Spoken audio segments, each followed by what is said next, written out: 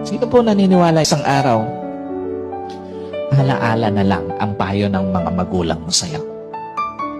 At sino po naniniwala, isang araw, yung nanay na kasama mo ngayon, maaaring katabi mo ngayon, yung tatay na kasama mo ngayon, isang araw, aalalahanin mo na lang din.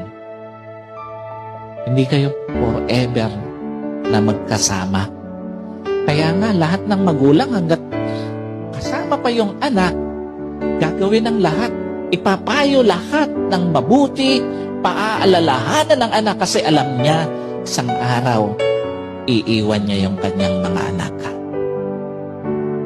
Isang araw, hindi lang payo ng mga magulang mo ang magiging alaala. Kahit magulang mo isang araw, magiging alaala na lang sa buhay mo. Kaya nga napakapalad mo kung may magulang ka pa ngayon